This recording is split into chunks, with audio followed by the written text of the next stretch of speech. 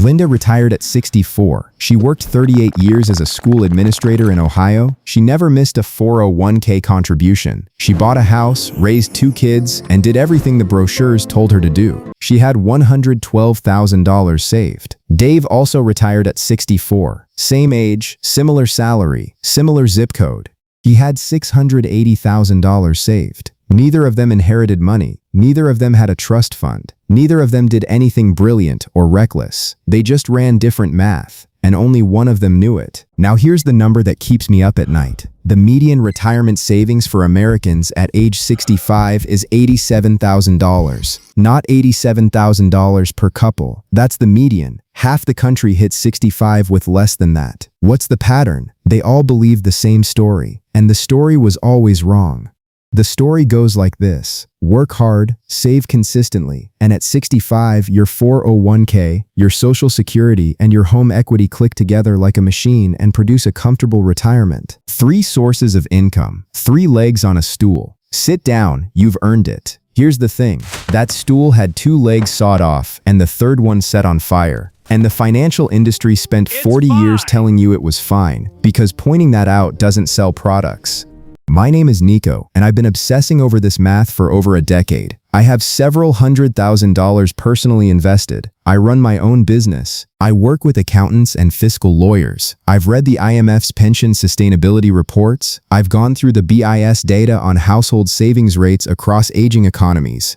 And the conclusion I keep landing on, every single time, is that most people are building their retirement plan around numbers that were already wrong when they first heard them. If you're someone who feels like you're doing everything right but the destination keeps moving further away, subscribe and like this video. It will help more than you think. Here's what we're actually doing today. I'm going to show you the actual month-by-month arithmetic of a middle-income retirement. The real numbers, not the brochure numbers. We'll break down why the 3-legged stool was never designed to hold your weight. Explain how 2 people with identical salaries and identical starting points end up in completely different places. And most importantly, I'll give you the specific moves that change which category you land in. This isn't about motivation. It's about the actual mechanical systems that either give you freedom or create a new prison with better furniture. By the way, I built a free retirement sequence of returns stress tester because most online retirement calculators assume a flat 7% return every single year in a straight line. That's not how markets work, and it's not how sequence of returns risk actually destroys retirement portfolios. This tool uses historical drawdown sequences going back to 1926, Vanguard's own methodology, to show you what your plan looks like in the worst 10% of historical scenarios, not just the rosy average. I only ask for your email to send the report. I don't store your financial data. Link is in the description. Hundreds of people have already used it, and a lot of them did not enjoy what they found. That's the point. Now, the stool. Think of your retirement income like a 3-legged stool.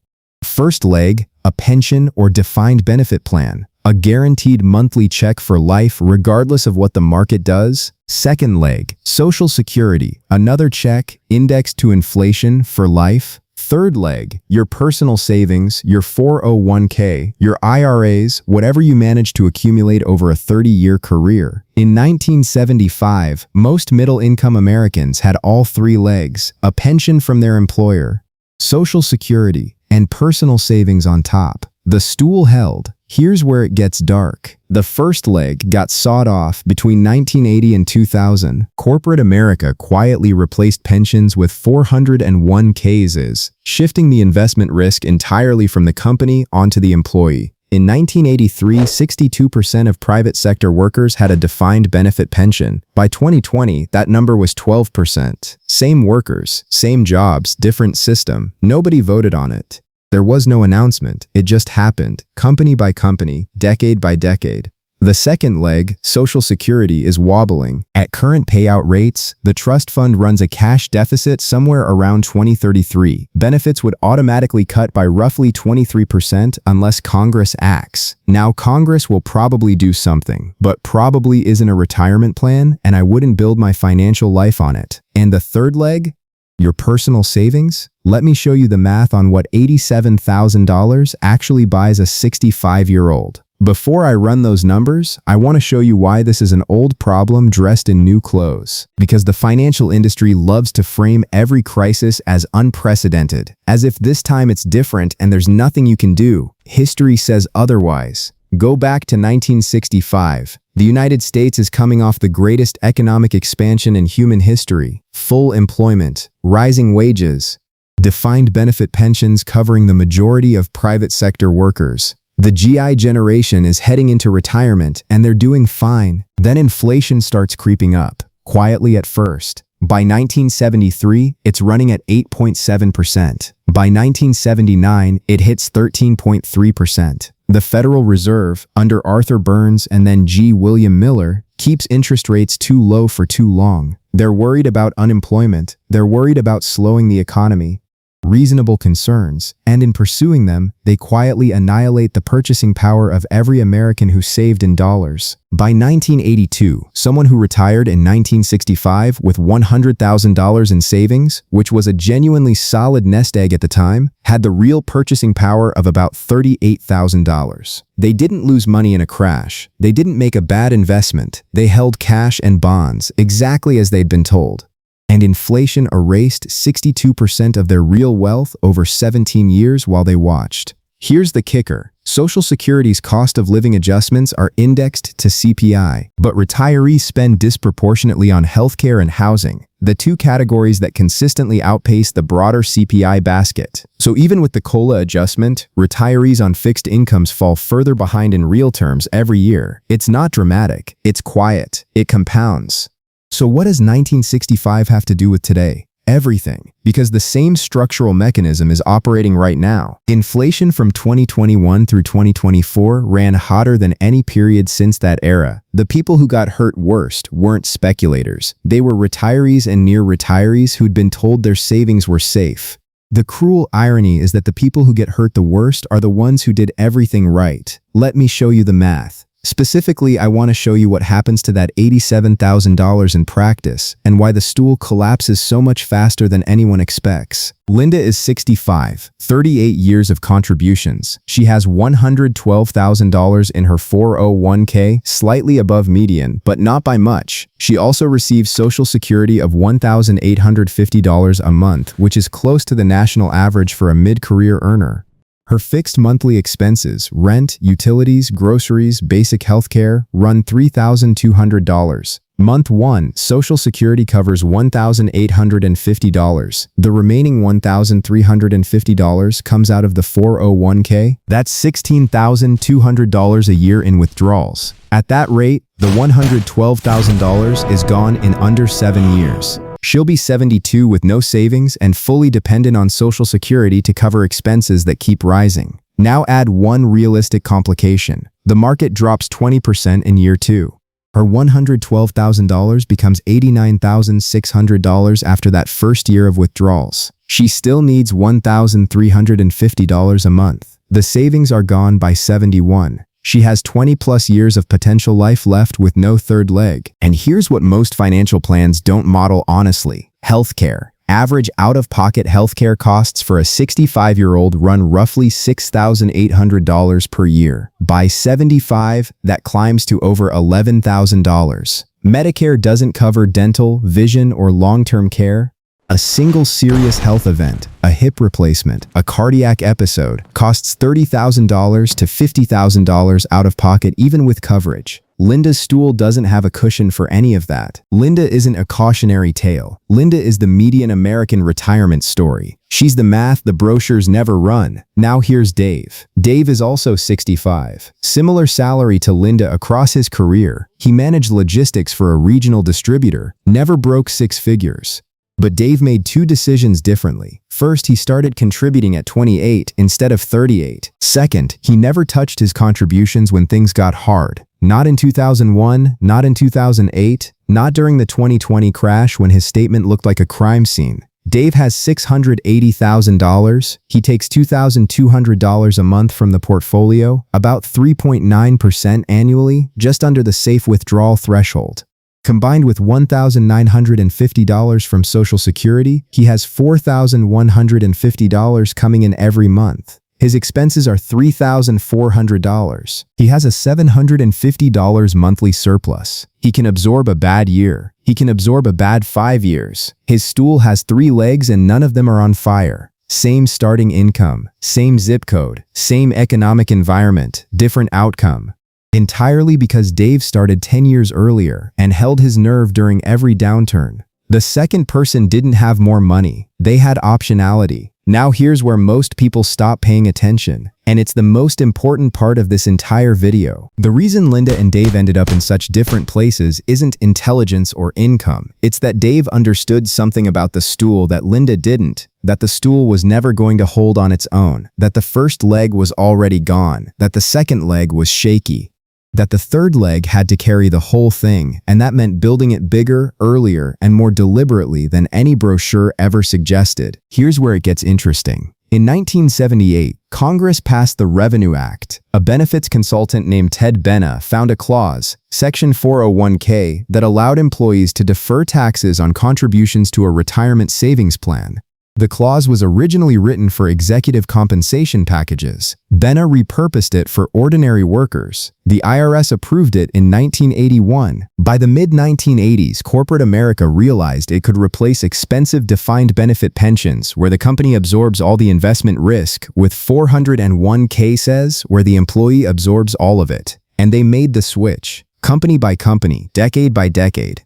And they sold it as empowerment. You're in control now. Sure, you're in control of a system you weren't trained to navigate, with no guaranteed floor, in a market that moves in ways no one reliably predicts. That's the control you were handed. The mutual fund industry did well out of this arrangement, though. In 1980, the average actively managed fund charged 2.3% annually. On a $500,000 portfolio, that's $11,500 a year. Every year, compounding in reverse for you while the fee compounded forward for the manager. Not malicious, structural. Their incentives pointed toward growing assets under management. Yours pointed toward actually retiring. Imagine a financial seminar from 1985. Guy in a suit, great hair, put your money in these growth funds, 14% annual returns, you'll retire a millionaire, easy. Cut to 2005. Same guy, less hair, same tie. So there were some fees we didn't fully explain. And a couple of market cycles we didn't model. But other than that, look, the stool is still standing, mostly. There's a psychological trap buried inside all of this that I want to name directly because naming it is the first step to escaping it. I call it the deferred reckoning trap. Your brain is not built for 30-year time horizons. It evolved for immediate threats and immediate rewards. An abstract balance in an account you can't touch until 59.5 doesn't feel real today. The $500 you'd have to not spend this month to contribute more feels very real. So you spend it every month for decades and you tell yourself you'll catch up later. Here's what catching up actually costs. If you're 35 and you delay 5 years, starting at 40 instead of 35, investing $600 a month at 7%, you end up with roughly $568,000 at 65 instead of $804,000. That 5-year delay costs $236,000 in lost compounding. No crash, no bad decision, just 5 years of not starting. The stool metaphor cuts through this because it's physical and immediate. You wouldn't sit on a stool with 2 legs sawed off and 1 burning. You'd see the problem instantly. But inside a 401k statement, the numbers look like they're growing, because they are, just not fast enough in many cases to replace what the first 2 legs were supposed to provide. Here's how the people who actually pull this off think about it. They don't treat retirement as a binary switch, working then not working. They track a ratio. Passive income divided by monthly expenses. That's the number that actually tells you where you are. At 30% coverage, you can take a pay cut, turn down the job you hate. At 50%, you could work part-time doing something you find meaningful. At 100%, the job becomes optional. And when a job is optional, it stops feeling like a trap and starts feeling like a choice. That's what the stool is supposed to support. Not a specific age, a specific ratio, a specific level of optionality. 5 things to do, not someday, this week. Action step 1, run the stool audit tonight. Write down 3 numbers. What Social Security would pay you monthly? Go to ssa.gov right now. It's free. It's right there under your account. What your current savings would produce at a 3.5% annual withdrawal rate, and what your actual monthly expenses are. Add the first two. Subtract the third. That number, positive or negative, is the honest current state of your stool. Action step 2. Find your expense ratios tonight.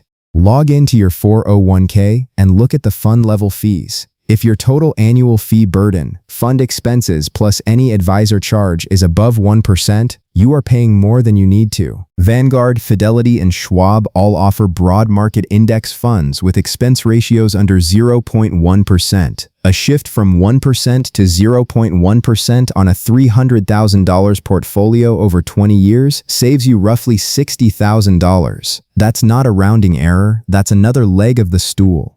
Action step 3. If you're over 50, you can contribute an extra $7,500 per year to your 401k on top of the standard limit. They're called catch-up contributions, and most people in that bracket are not using them. If you're not over 50, increase your contribution rate by 1% right now, not next year, today. Your future self won't miss the 1% of take-home. Your future self will absolutely notice the compounding difference in 20 years. Action step 4. Start tracking your passive FI ratio quarterly. Passive income divided by monthly expenses. Write it down, watch it move from 5% to 10% to 20%. When you see it move, the abstract becomes concrete. Concrete is what changes behavior. A number you track is a number you control. Action step 5. Build 12 months of expenses outside the market in a high-yield savings account. Right now, those are paying around 4 to 4.5% annualized.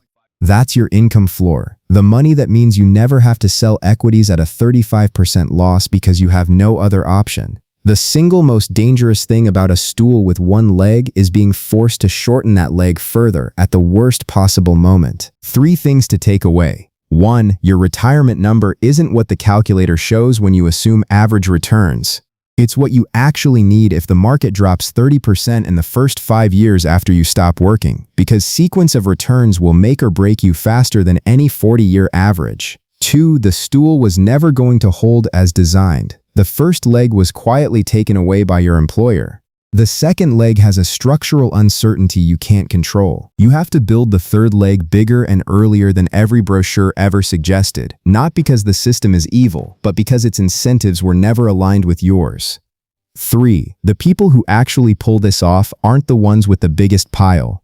They're the ones who figured out what enough looks like and stopped moving the target. If this one hit differently than you expected, go watch the video I made on the hidden fee structure inside your retirement account. I ran the arithmetic on a 1% annual fee compounding over 25 years on a $500,000 portfolio. The number is uncomfortable, worth knowing anyway. I'll put it in the cards. One question for the comments: do you believe Social Security will still pay full benefits by the time you retire?